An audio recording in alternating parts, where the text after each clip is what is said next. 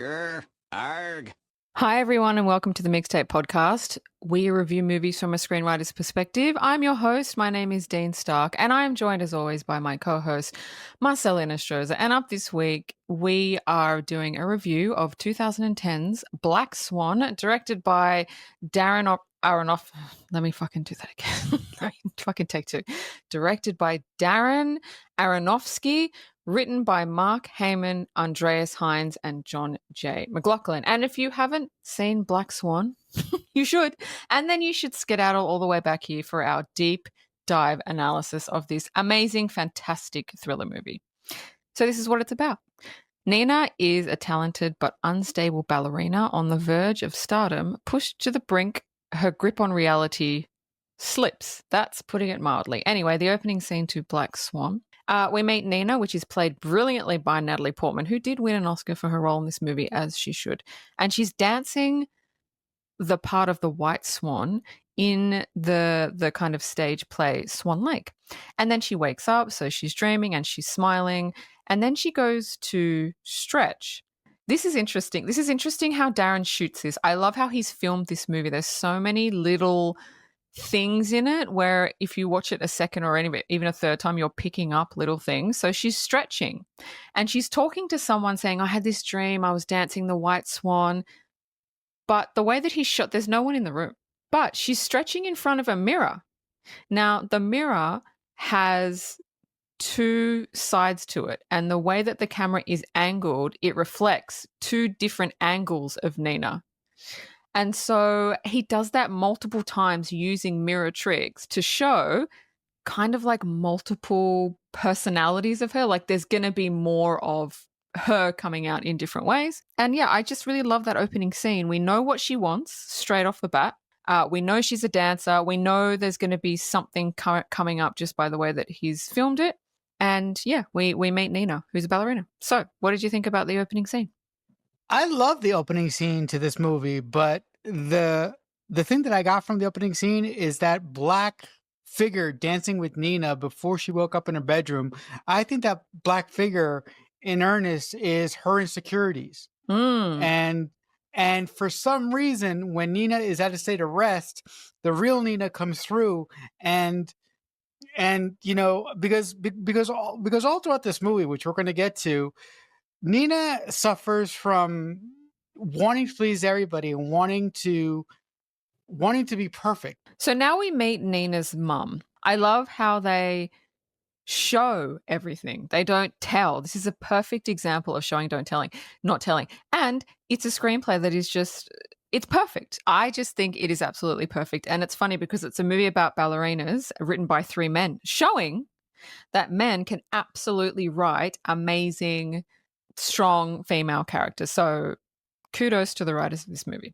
So we meet Nina's mum, who gives her half a grapefruit and a poached egg for breakfast, which shows a lot about the mum. A mother usually wants a daughter to eat, because Natalie Portman's really fucking skinny in this movie because she's a ballerina, and her mum is feeding her this food that normally athletes, so ballerinas I would classify in the athlete category because they're dancers, they're very active. They don't eat like that. Like they don't eat. But her mum is almost brainwashing her into eating like nothing to kind of keep her I don't know. What did you think? I was just like, at that moment, I was just like, no, this mum's fucked. Nina's mom is an absolute... She is a dance mom who probably worked for the company that Nina's working for and didn't make it. And because she didn't make it, she's forcing her dreams onto Nina. And she's treating Nina throughout the whole course of this movie like a fucking child. Are you kidding me? Look, even professional ballerinas, and yes, folks, I call ballerinas fucking athletes because what those beautiful women do is impossible. Mm-hmm. Even professional athletes have to live on more food than just grapes and whatever that white shit that her mother gave her. An egg. An egg. Her mother is fucking awful. This whole movie, all I wanted to happen in this fucking movie is for her mother to die an awful death. I hated her mother so much. Do you know what? I hate her mum, but it's not her mum's fault. And I'm going to bring that up later. Gonna bring that up Okay, later. okay, okay. I want to hear what you have to say later about this later. All right, so we're still in the same scene. Nina speaks to her mother very childlike. And Natalie Portman does it perfectly. She goes up an octave. She speaks in childlike words, and her mother kind of plays into it. Her mother also notices like a weird mark, there's like a little like scar on Nina's back, nothing big or anything, but that'll kind of play into something bigger. In the next scene, Nina's on the train, and I love how she shoots this. Darren shoots this in a way where I wish he made more films, honestly, and I wish he shot them like this. She's on the train and she sees another girl in the next carriage. That looks exactly like her, but Darren has shot it in a way where, yes, it does look like Natalie Portman, but it's not. I don't know how he did it, but it's not fucking some optical illusion. It's just the angles he used. So yeah, he shoots it in a way that looks like that. And as Nina gets to the studio, she stops in front of the studio and we see a poster of another dancer, an older dancer in a show, and it's Winona Ryder's character. So again, that's showing and setting up Winona Ryder's character without actually kind of being introduced. And we can see that because she's on a poster outside of the theater, she's a pretty big dancer. So I love that. It's set up of Winona Ryder's character. It's the setup of Nina seeing something she thought she saw but she didn't see, so she's kind of playing it off. So that's the first little thing that happens, and at first you're like, oh well, sometimes we see people that kind of look like us, but then it kind of just fucking like escalates. And this is just like the first 5 minutes of the film. So thoughts? Just a quick word on Darren Aronofsky's directing in this movie, because Dean, I think, is going to fondle all over him throughout this movie. The directing in this movie by Darren Aronofsky is masterful because everything that he does moves the story forward. And like Dean said a little earlier on, it is visual storytelling. And I love the fact that throughout this whole movie, there is this figure following Nina around. And I, for a large part of the movie, thought that figure was her, the other side of her wanting to come out, the other side of her wanting to get her freedom, the other side of her wanting to tell her mother to go fuck herself. So I love the way that Darren Aronofsky and his writer has set this up. Also, I love the point that Dean brought up. You actually get a giant story point when Nina gets off the train by seeing the picture of my lovely Winona Ryder outside the theater. So you know automatically that Winona Ryder is on the outs, and her position within the company is open. So it's magnificent storytelling from both ends. It's just fantastic. So Nina's in the dressing room getting ready with the other girls, and all the other girls are bitching about a dancer named Beth. And they keep saying no one comes to pay to see her anymore. She's old. She's a has-been. She should just retire. But Nina defends her. And she's saying, no, she's still got it. She's still a good dancer. And the other girls kind of look at her. Now, Nina isn't a mean girl. She's not a bitch. She doesn't want to talk bad about anybody. So again, that's showing her personality. And then we meet Lily, played masterfully by Mila Kunis. And Nina is kind of taken aback because it's the same girl she saw on the train because she's wearing the same thing. And it's like, huh? And so this is when we start to go, she saw herself, but it's actually Lily. And then throughout the movie, you'll see kind of how that kind of weaves in together. It's just brilliant. Lily is fucking she's my favorite. She's fucking rules. I also love how Nina sees in Lily what she wants in herself. And you could tell that Nina is just a repressed fucking shell of a human being. She's dying to get out, but she is so emotionally repressed by her fucking mother pushing her dreams onto her. It's ridiculous. And also, it is so disheartening watching these other ballerinas walk all over Nina with foul language and cursing and cussing and oh my God, it's just so fucking awful in the best ways. I want Lily as a friend. I think Lily's fucking great. Yeah. Okay. So all the girls are rehearsing when Thomas enters. And they all kind of stand to attention. So we know he's someone of authority, and he is. He's the director of the play, and he starts telling the story of the dance. He says, The Black Swan is about a girl trapped in the body of a swan. She desires freedom, but only true love can break the spell. Her wish is nearly granted in the form of a prince, but before he can declare his love, the lustful twin, the Black Swan, tricks and seduces him. Devastated, the White Swan leaps off a cliff, killing herself, and in death finds freedom. I love that. I did not know what Black Swan was about, but I'm like, damn, that shit's dark. That shit, how someone has not made a horror movie about this before, not that this is a horror, it's more of a thriller, I do not know. So Thomas says that he wants to pick a new lead, but it needs to be a girl that can play both the White Swan, the innocent, and the Black Swan, the villain. So now the story propels forward. So now we know what the story is about. So first we got introduced to the characters. We're like, okay, they're set up, perfect storytelling, beautiful. And now this is the story. And you can see Nina's face and you can see she wants it. So this is her want, this is her need, and now the story kind of propels forward. How far are we into the movie now? 10 minutes. Oh my God. That, folks, is economical storytelling.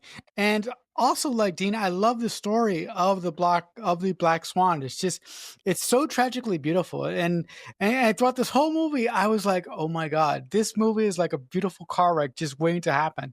I actually love that the main professor of this dance academy, because he is such a fucking bastard, but I think that he brings out the best of his dancers in the most atrocious, inappropriate, fucked up ways, and I love that. Yeah, he's fantastic at his job, but the way that he goes about things is a bit questionable. A bit. You wouldn't be able to get away with that shit now. A bit, no. If ever. No, a bit, yeah. If ever. So now we meet Beth, which is played by Winona Ryder, and we see her, Nina sees her trashing her dressing room in an absolute fit. And then she storms out, she sees Nina, and she's like, what? And Nina kind of like bows her head, she doesn't know what to say. And then Beth just storms off.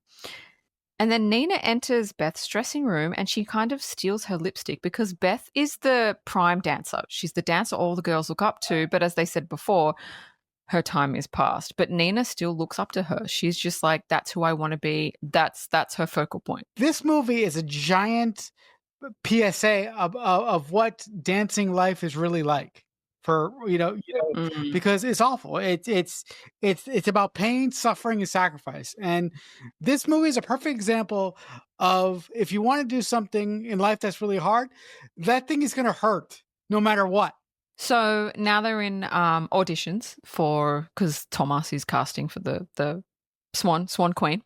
And Nina's dancing the White Swan for Thomas. And he says if he was casting for only the White Swan, she would get the part no problem. But he has to see if she can embody both parts, then asks her to dance the Black Swan. Nina starts, and he's not impressed. He's not impressed. He's like, you're thinking about it too much. You're too in control. You need to lose yourself. But she doesn't know how to do it. And he's not happy with her performance. And then Lily comes in, and Nina gets distracted and loses her footing. And she's just like, fuck. And Thomas says, Lily is new. And Nina asks, should she keep going? And he says, no. And Nina is visibly upset because for a perfectionist... that is the worst thing psychologically that could happen, and it's happened. And Natalie Portman, she should have won 3 Oscars for this. She should have. Thoughts? Yeah, Natalie Portman's performance in this movie is an acting class. She fucking said, "Hold my beer," and just watch 50 fucking times. Like, oh my Lord, this woman is so fucking good at her job. But I love what this movie says about people who are perfectionists, because Dean's right. People who are perfectionists and people who worry about being so perfect, the minute that they're told by other people that they're not perfect, that throws them off guard and that pisses them off. And I just related so much to Nina's plight throughout this movie. And it was so scary. I saw so many parallels between myself and Nina. It was really fucking disturbing.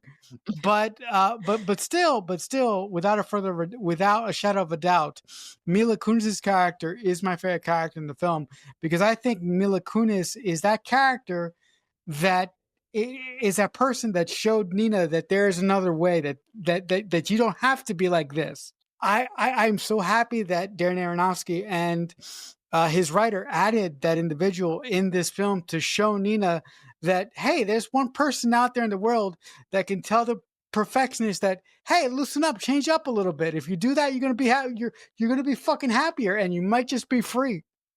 Yeah, exactly. Like for a perfectionist to be told they're doing something not good or wrong, I mean, psychologically, they'll fling themselves off a cliff. I can't live anymore. So I really, really, really love this scene. It's so short, but I love it. Nina's walking home from the theater. And as she's about to walk in like a tunnel thing, her phone rings and it's her mum. And she cancels the call and puts her phone in her pocket. She looks up and there's a woman standing at the other end of the tunnel. And the woman does the same action as her, closes her phone and puts it in the pocket, but it's reversed as if it's like a mirror image. But it's so quick that you don't even notice that this woman does exactly the same action as Nina. It's only when you watch the movie again, you're like, holy shit. Or if you're really concentrating. And so Nina's like, yeah, maybe I saw that, maybe I didn't.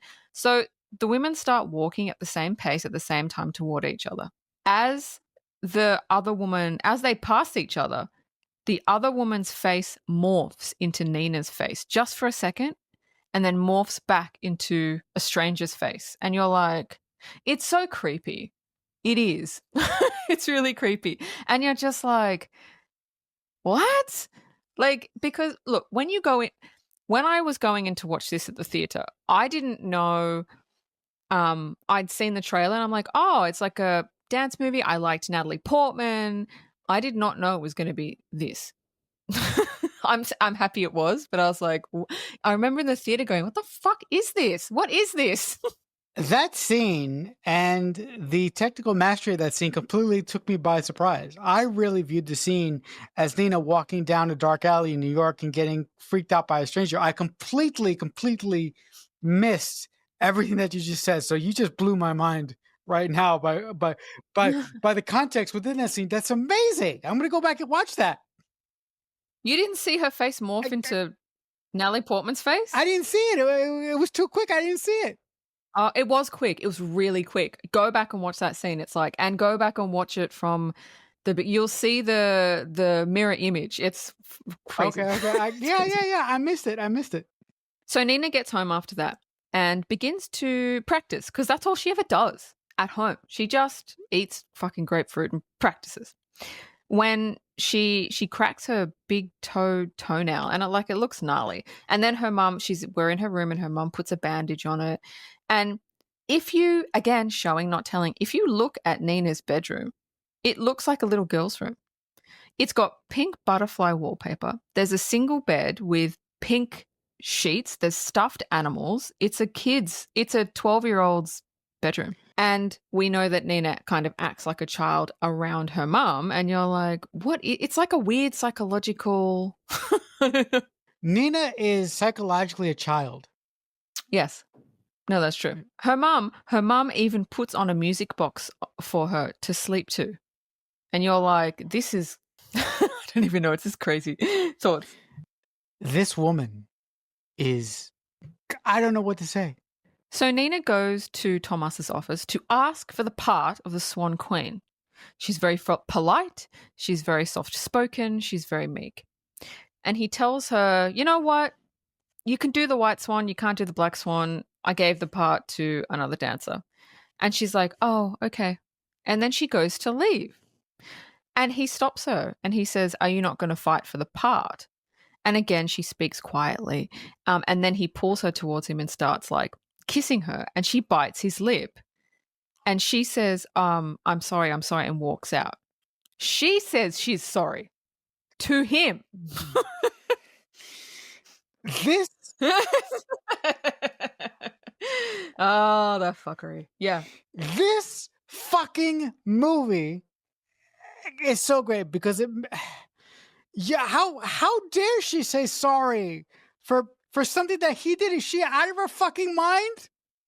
Like, are you kidding me? Because she's a child. She's not emotionally like an adult, so she doesn't really know what to do.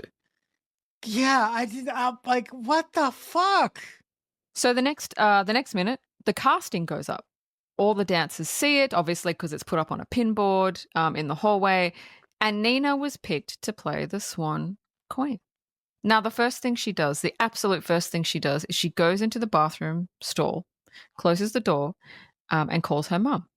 But the way she speaks to her mum on the phone, she says, "I got the part, mummy," like a child.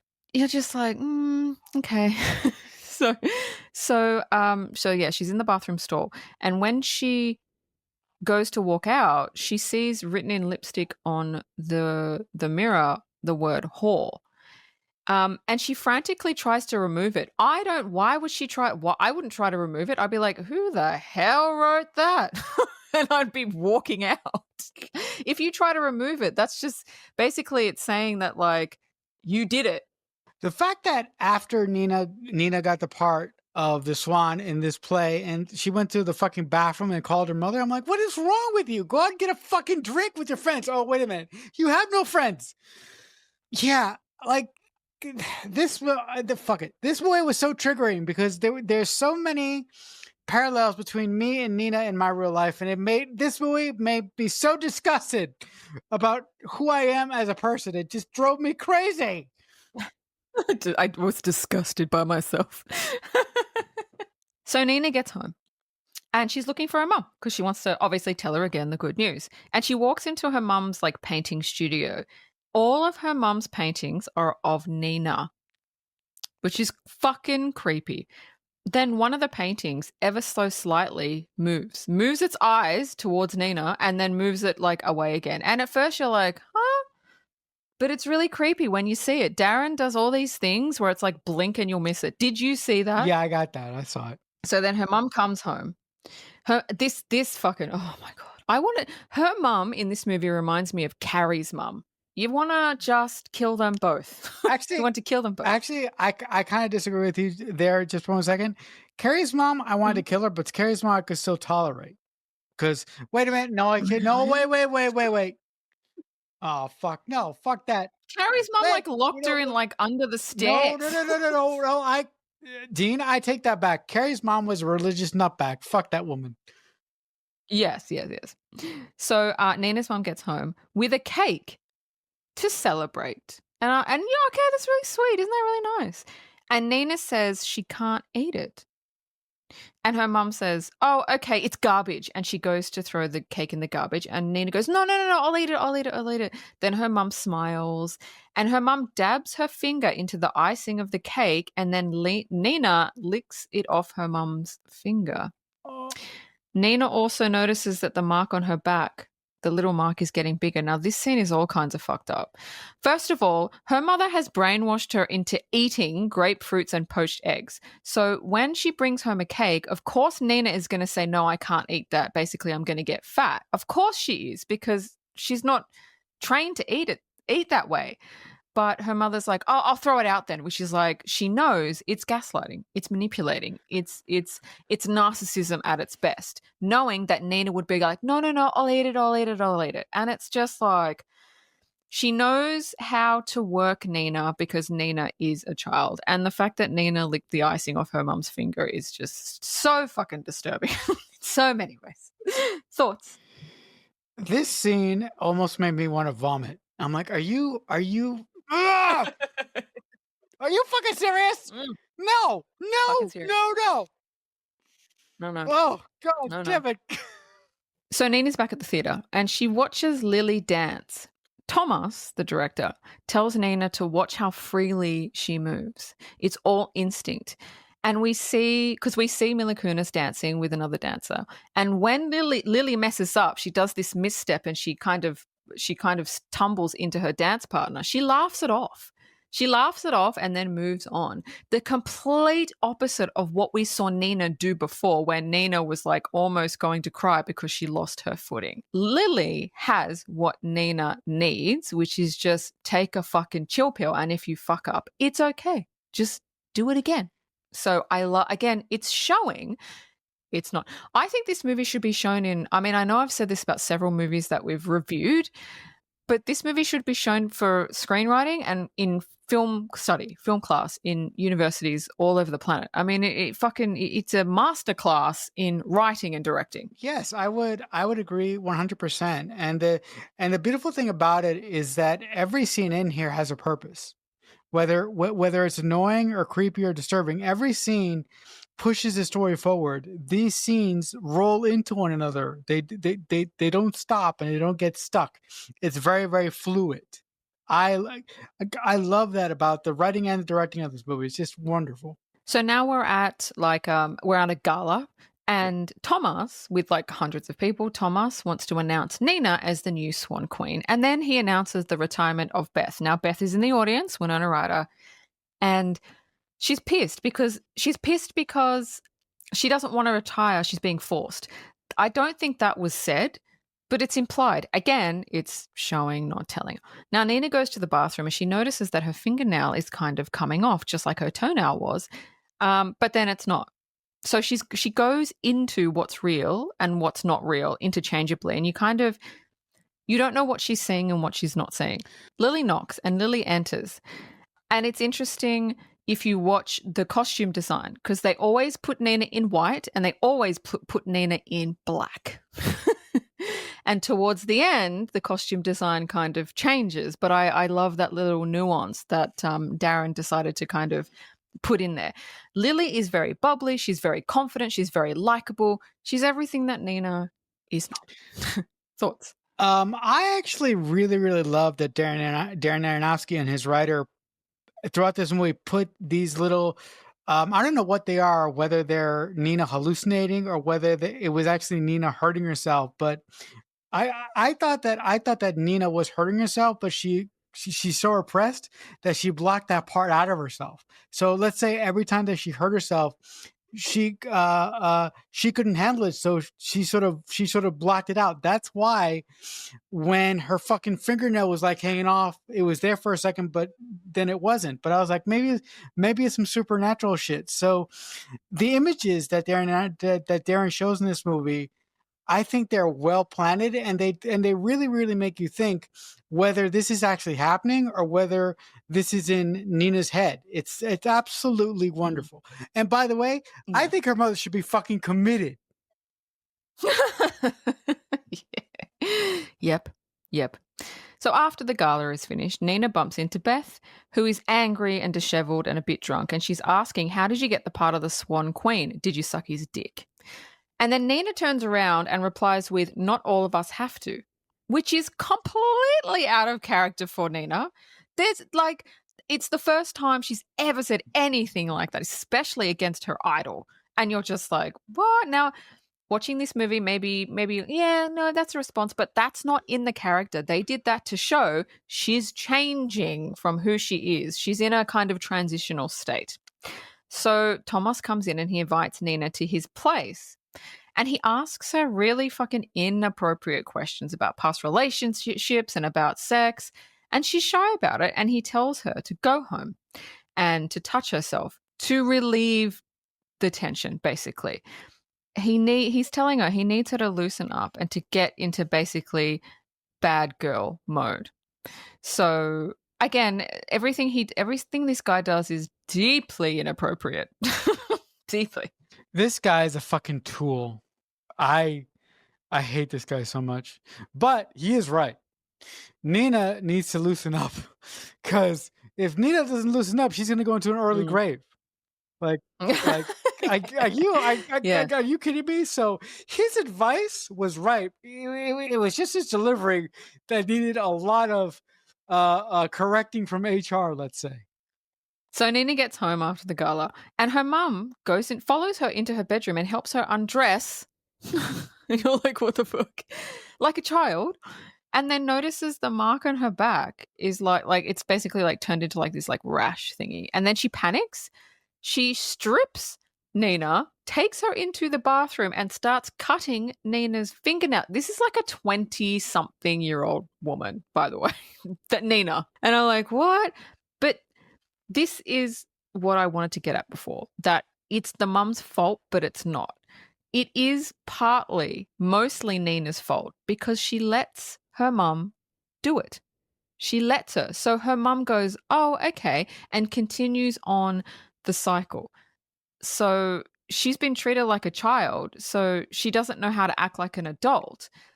But you can see she wants to stand up to her mum, but she doesn't. She just lets it go because it stabilizes her peace of mind. When Nina's mom basically took off Nina's dress, and Nina's like, no, no, no, no, I could do it.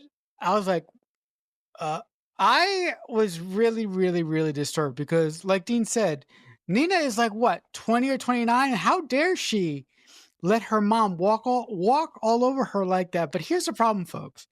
When you have been in a situation like that your whole life, it brings you comfortability. And actually breaking out of that shell is scary. So a lot of people would rather be miserable and comfortable than miserable and free.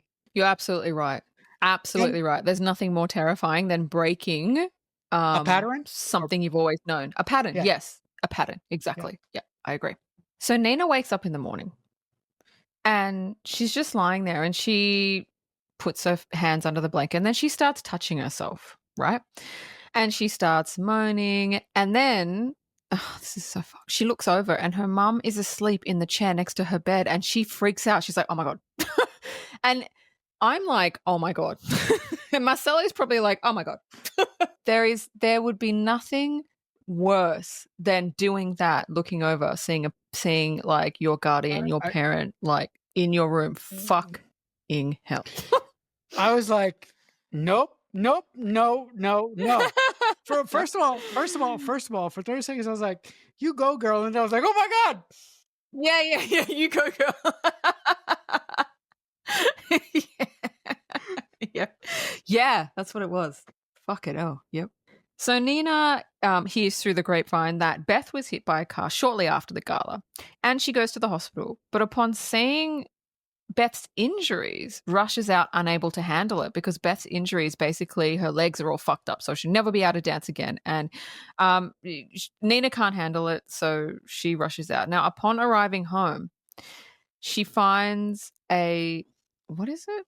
Small. Oh, upon arriving home, she finds a small like pole. It's like a metal pole outside of her apartment. And she takes it into her room and puts it from the wall to the door so the door can't open because she doesn't have a lock on her door and her mum can come in whenever she wants. Then her mother says, you can hear her mother saying, "Sweetie, are you ready for me?" Implying that her mum tucks her in at night, which is, it just gets more and more like disturbing.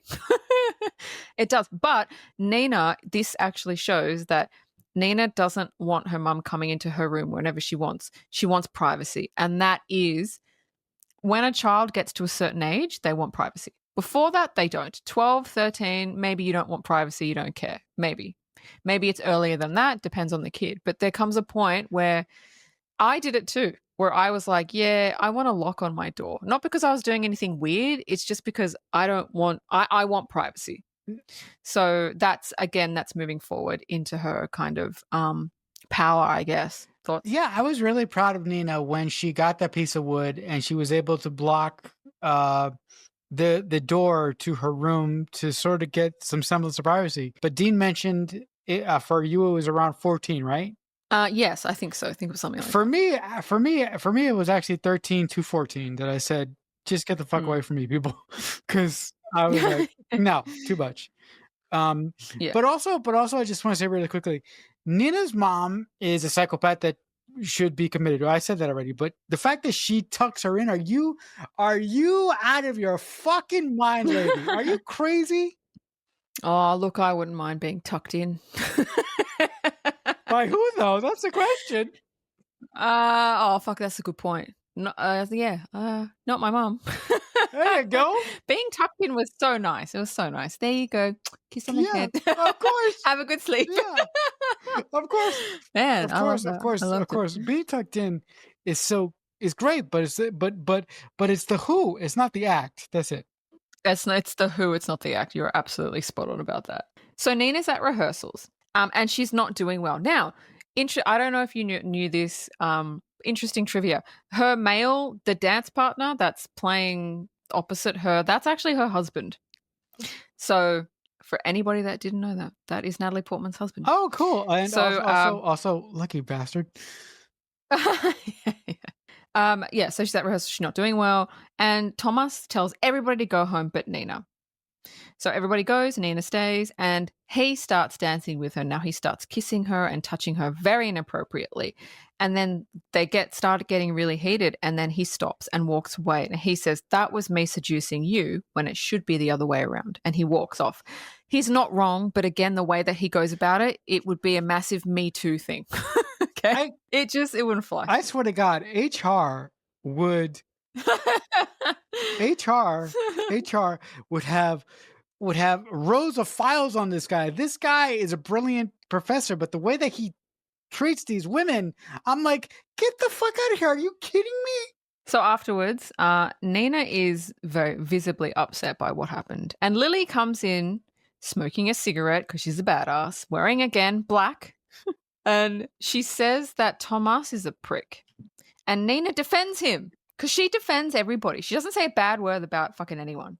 What the fuck? Are you kidding me?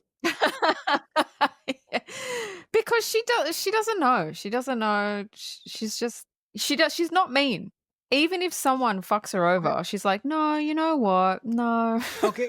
They're good. They're nice. Okay. But at several points in this movie, I was like, girl, when is your spine gonna drop? Let it drop, for God's sakes. Let it drop, girl. And then Lily says, "Oh my God, you have the hots for him." And Nina says, "No, I don't," gets really triggered, really pissed off, and storms out because she's so uptight. Now, a normal person would sit there and go and not be so triggered by it. Laugh it off. Yeah. Like, let it go. But she's so fucking anxious and uptight. She takes everything personally. And Lily it was only a joke. It was clearly a joke, but she doesn't know how to banter. She doesn't know how to throw something back because, again, she's emotionally fucking hell. Last week we reviewed My Week with Marilyn, and we realized that Marilyn was actually emotionally like a child. And this is the same thing that's happening with this character of Nina. That's really 2 weeks What are we doing, dude? I don't know. Because last week was your pick and this was my pick. So it's not like one after the other. Boom, boom. Anyway, thoughts? I really like that scene because I love the way that Lily actually pushes Nina's buttons. And just FYI, folks, when Lily turns around and she lights a cigarette, oh, great stuff. So Nina's at home and she's taking a bath. When she goes, all right, well, I'm in the bathroom. I'm going to try touching myself again. But she can't get into it because there's no lock on the door. Her mum could come in and she's just like there's just no way. She has no privacy. When before it was okay, but now she becomes like more of an adult, like I said before, like it's not. And she notices her fingernails. When she gets out, she notices her fingernails are bleeding again. And the rash on her back is looking more and more like kind of swan skin, if anybody knows what I mean. I have a theory about the cuts on her body. I think the cuts on her body are a metaphor for her shedding her immature skin. Oh yeah. Yep. And it definitely could be. And every time that we see one of those flashes or one of those fingers, anytime that we see one of those wounds, that's Nina's character turning, and that's Nina's character shedding into the person that she should have been from the beginning of the movie. I do agree with you. So she's in the bathroom. She's had a bath. She's just like looking at her fingers because there's a fucking fingernails coming off again. And then we hear her mother yelling, "What are you doing in there?" The poor girl can't even take a fucking bath without her mum nosing around, going, "What are you?"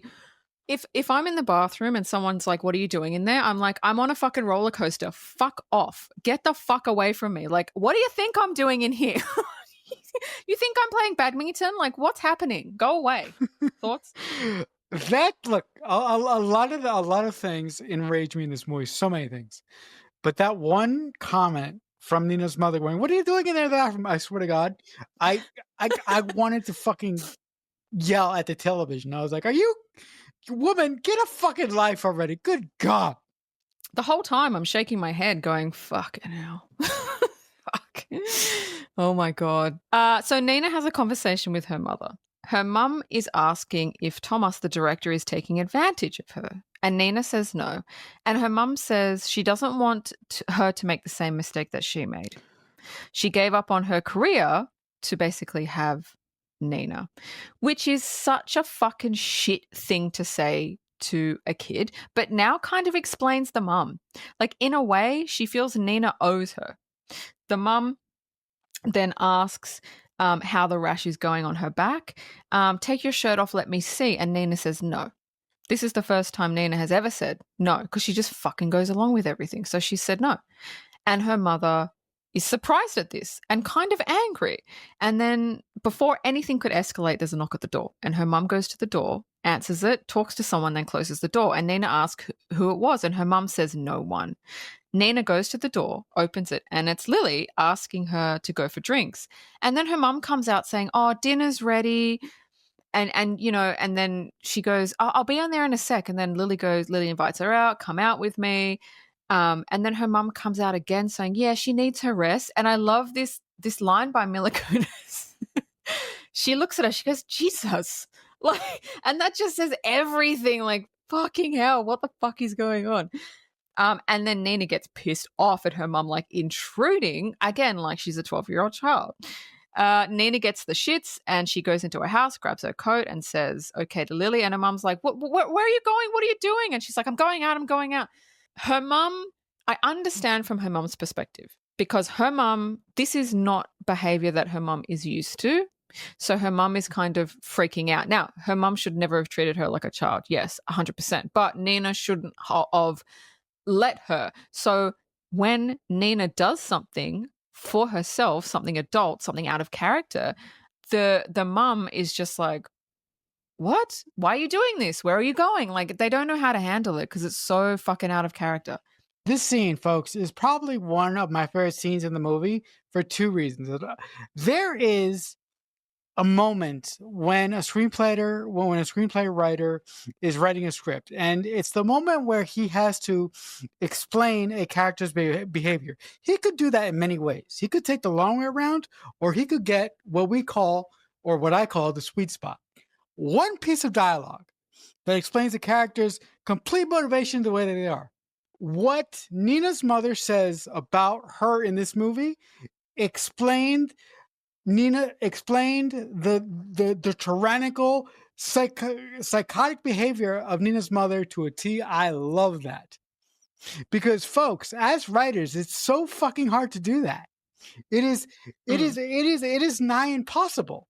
And I also love the moment when Nina realizes that it was Lily asking for her at the door, and she goes out, and her mother comes out several times, and Nina gets to a point where she says, fuck it. She grabs the coat and she walks off.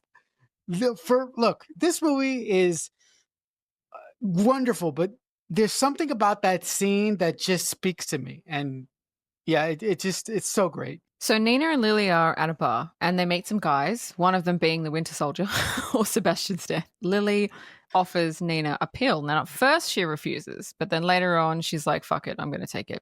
And they go to a nightclub and they dance, and Lily and Nina are high and they just let loose. And then Lily goes back to Nina's place and they're giggling and they're a bit drunk and they're still a bit high.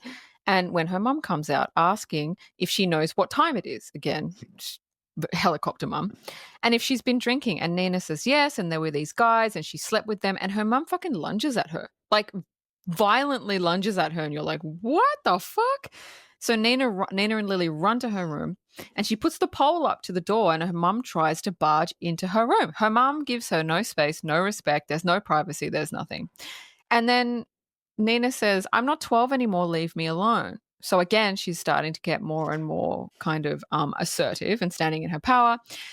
And then, of course, there is the like iconic sex scene with Nina and Lily. But there is a part of that scene where Lily's face morphs into Nina's face, and it's more creepy than the tunnel scene, because it's like basically it's showing that that's not happening, that's in her head. And if you notice, Nina's skin throughout that scene morphs in and out of Swan's skin ever so slightly, showing again that this is only in her head.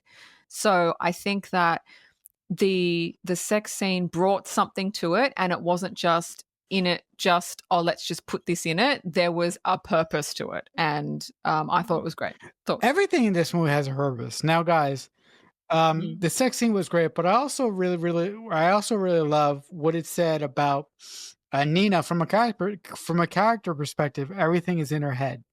She Mm. is she is so far down the well. Alice is so far down the well that she can't even see which side is up. With that being said, I love that she finally stood up to her mother. I love that she said, "For God's sakes, I'm a grown woman. I'm not 12 anymore." It's so fantastic. So Nina wakes up in the morning and she slept in, and she's like, fuck, because she has to go to rehearsals, right? So she races to the studio and sees Lily dancing her part in the rehearsal room, and she gets pissy. Now, afterwards, Lily says to her, I was just filling in till you got there. And Nina is pissed off. She's like, I overslept. And Lily's kind of looking at her like, okay, well, that's a shame. And then Nina says, you just took off in the morning. And Lily kind of looks at her. She's like, in the morning? And it's like, yeah, you slept over? And Lily's like, no. And then Nina says, but we, and then she stops. And I love this by Mila Kunis. She's like, oh my God, did you have a leso dream about me? Oh my God. And then Nina's face is just mortified. She goes, oh my God, you fantasized about me. Was I good? Oh, it's so great. Which is 100% something I would fucking say. And Nina's just mortified because she's like, what the fuck? Because she thought it happened. And oh my God, I love Lily. She's just, because she doesn't take it seriously. She could have taken it seriously and she doesn't. She just like flips it off like it's a joke. Lily is my spirit animal. She's so good. I mean, it shows you the mental fuckery that the main character of this film is in. It's just so awful. So Nina gets home, and this is a really telling scene because she smashes her music box, throws out all her stuffed toys, and it's very telling. And now she's starting to wear darker clothing, not black, but just not white, a little bit darker from here on out. So she's, from the start, she was completely opposite, and she's still in that transitional phase of transitioning from the light to the dark. And they do it very subtly and very slowly. So it doesn't just jump. She just does little things to show she's becoming emotionally mature and more of an adult. And she's starting to tap into that dark side of her. So Nina rehearses the show and then gets measured for costume. And while she's looking in the mirror, she sees her reflection moving on its own, like Dracula style, right? And she's like, what the fuck? And then Nina finds out that Lily is her alternate. And she has an absolute shit attack saying, it can't be her. She's out to get me. When in reality, Lily has actually done nothing wrong. And even Thomas says, every dancer needs an alternate. You have to. But because none of the stuff that has happened between her and Lily has happened, she thinks Lily is somehow doing it or lying or something. She doesn't realize she's under deep psychosis. So she's absolutely flipping out that Lily is her alternate, thinks she wants her role. It's a wonderfully written scene, and it shows you how far Nina has gone into psychosis, like Dean said. And it's just the way that Natalie Portman plays her turning and her coming into her own power is so beautifully tragic, and it's so a shame that you're starting to realize that this woman is actually cracking. She's coming into her own power, but she's cracking as well. Yeah, and this is when everything kind of ramps up. Nina's rehearsing when suddenly all the lights go out, and she sees Thomas. She walks around trying to find the maintenance guy that's turned the lights out, and she sees Thomas and Lily having sex. And she's like, oh my God, what the fuck? And then she sees Lily's face morph into her own face, and now she really freaks out. And then she's like, fuck, she runs out of the studio, the theater. She goes to see Beth at the hospital when Beth starts having a shit attack and starts stabbing her face or stabbing herself in the face. And then her face morphs into Nina's face. And Nina freaks out and she doesn't know what's going on. And she runs home only to find out all of her mum's paintings of her are now yelling at her. Right? So it's like full psychosis. She freaks out, rushes into her bedroom, and she's physically transforming into a swan. Like physically. Her knees go back. There's like her skin turns into swan skin. Like it's actually really, they're showing the final transitional stage of turning into a swan, but actually turning into a swan. And then she falls off balance and then she knocks herself out. I thought that was really, really cool scene. This whole sequence was beautiful. Was beautifully horrifying. It was just so well done from an acting standpoint. Duh, it's Natalie fucking Portman. Hold my beer 20 fucking times and watch me play circles around you. But the visual effects of Natalie Portman turning into a goddamn actual swan, that was fucking gnarly. I think you would be in agreement there, wouldn't you? Oh yeah. Oh yeah, because you're not expecting it. You're not expecting her to physically turn into a swan. No. And when he does it, I reckon Darren just went, I don't think people think we're going to do it. Let's fucking do it. Let's do it. So the next morning, Nina wakes up because she's knocked herself out. She wakes up in her bed and her mum is hovering over her. And she's like, what time is it? And her mum goes, shh, don't worry about that. You hurt yourself. I'm here. And then she's like, wait, I have a show because this is the opening night. And she goes, her mum says, don't worry. I called the theater saying you wouldn't be in. Oh. And it's like, oh. And then Nina starts freaking the fuck out. And then she goes to her door and her mum has removed the doorknob so she can't get out. Fuck me. I was just livid at this point. I was like, who the fuck does that? And her mum's like, no, you're sick. You can't go. And Nina's just like, fuck, where the fuck is it? So she finds the doorknob and she escapes and she like runs to the theater. But like her mum, another fucking level. Another level. You were so disgusted. I actually turned the TV off because I was so pissed. I had to walk around. like her mom. Do you think her mom like has Munchausen's? What's that? Munchausen's is when you actually it's a psychotic term when the parent tries to hurt their child because they perceive that their child did something to them or took something away from them. Oh, no, I don't think she's trying to hurt her. I think her mum is trying to keep her as a child. Right, okay, yeah. So Nina rushes to the theater. She gets to the theater and basically Thomas says, look, I've already announced. Not I've already announced. He goes, Lily's going to take your place. She's like, no, have you announced it? And he says, no. She goes, great, I'm doing it. She demands it. She goes, I'm doing it. You can't tell me I'm not doing it. I'm here. First time she's ever spoken up to him. First time she's ever not been meek, weak, polite. She's basically saying, I'm doing this. And then there's nothing you can stop me. And Thomas basically puts his hand up and is like, all right, you can do it. And then she goes into her dressing room to get ready and she sees her toes like webbing together and she basically, I can't deal with this at the moment. She's just going to get dressed. So the first act comes and goes of the play. Nina goes to her dressing room to see Lily saying, don't worry, I'll dance the Black Swan because I know that you can't. But then her face again morphs into Nina's face. And now we understand that Nina created an alter ego separate from herself because it was the only way she could do it, to separate the dark from the light and treat them as separate. And then there's a fight between kind of good Nina and villainous Nina, although villain Nina is played by Mila Kunis, but we know now that it's Nina's dark side. So it's like the good and the light kind of struggling for who's going to kind of come on top. And good Nina stabs Lily, or herself, I guess. And she says, it's my turn now. And effectively, basically getting rid of her alter ego. So her alter ego is dying. And now the transformation is basically complete. She doesn't need the alter ego anymore. She's already balanced. She's already morphed. The transition is over. She's fully embodying her dark side now. So she had to kill off the alter ego in order to fully embody everything. I think it's brilliant. It's brilliant. It's masterful.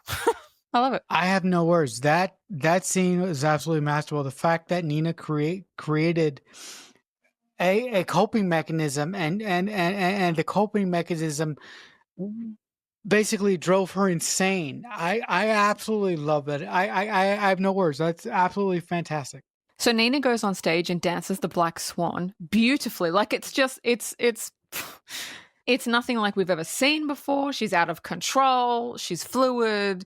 It's believable. It's believable. And then afterwards, she walks off the stage, and all the other dancers are in awe. They're like, "Oh my god! Like, what the hell's going on?" She goes up to Thomas and she kisses him, and he's a bit flushed. That was her seducing him. And that goes back to the first scene. That's why she did that. She was like, you know what? I'm going to show you. I'm going to seduce you now. Because he was just like, oh my God. So that's what she did. She's learned. The transformation is complete, like I said. She goes back to her dressing room because she thinks she's killed Lily, right? We know that she hasn't. She thinks that she's killed Lily. So she goes back to her dressing room to get ready because she has to switch back to the White Swan to finish the play. When there's a knock at the door and it's Lily. And Nina is like, what? And now she realizes everything was all in her head. And then she looks down and she sees that she actually stabbed herself, not Lily. And it's like, uh-oh. So, but you know what? Like a fucking trooper, she goes out onto the stage. She finishes the dance as the White Swan beautifully. It's standing ovation. Then everybody notices the blood on her outfit, and Nina is laying there on the ground, and she says it was perfect, and it's literally the end. So we don't even know if she dies or not. But what we do know is that she accomplished her goal. She did exactly what she wanted to do, and she did it perfectly. And I think basically it's saying that she's such a perfectionist that if she dies, she'll actually be happy because it was perfect. And that's what her goal was. Even though it shouldn't have been, it was her character's goal. And I think it ended beautifully, and it was amazing character development, amazing character arc, amazing storytelling, amazing screenwriting, amazing directing. Everything about this movie is amazing. This ending sequence was phenomenal. My jaw was on the floor. I couldn't speak. I was glued to the screen. It was so well done by Darren, his team, and his writers. Natalie Portman and Mila Kunis kick so much fucking ass out this movie. It was great. This movie is a contender for one of the best movies we talked about this season. Definitely. True. I agree. So trivia, ready? Go right ahead. Natalie Portman trained for a year as a dancer for the role, but she paid for it out of her own pocket because the film didn't yet have investors, nor did it have a script. That scares the shit out of me, but I will say, legend that Natalie Portman committed herself in that way to this role. Legend. She also lost 20 pounds for the role. That's why she looks so skinny, because she had to look like a ballerina. Yeah. That is commitment, folks. Commitment up the nines. My last piece of trivia is Natalie actually suggested her friend Mila Kunis for the role of Lily. The director had a Zoom meeting with Mila, spoke to her for a little bit, and then gave her the role on the spot, and she didn't even have to audition. You know why? She didn't. She's fucking Mila Kunis. I know. He probably saw her, spoke to her, and went, "Oh my God, this is Lily. Just do that. Yeah, just do that. what you're doing. Do that. That's why she didn't have to audition. It's like, no, just do this. So anyway, that's the end of my trivia. Is there anything else? And I'll wrap it up. No, take us home. Thank you for listening to The Black Swan. If you liked it, then you can subscribe, you can like us, you can follow us. We've done lots of movies, and we really do appreciate everybody listening. If you want to email us, you can at themixtapepod@aol.com. Coming up next week, we are doing the sci-fi Amy. Fuck, let me do that again. I fucked up her name. She's got the easiest name in the world, and I fucked it up. Next week, we are doing this sci-fi movie starring Amy Adams, Arrival. If you haven't seen that movie, it is an amazing movie. Go and watch it, then come back and listen to our review. And as I say every week, every second week, because I don't host every week, just to be accurate, if someone is kind enough to make you a mixtape, That must mean that they really love you. The Mixtape Podcast is a Balloonhead Productions presentation.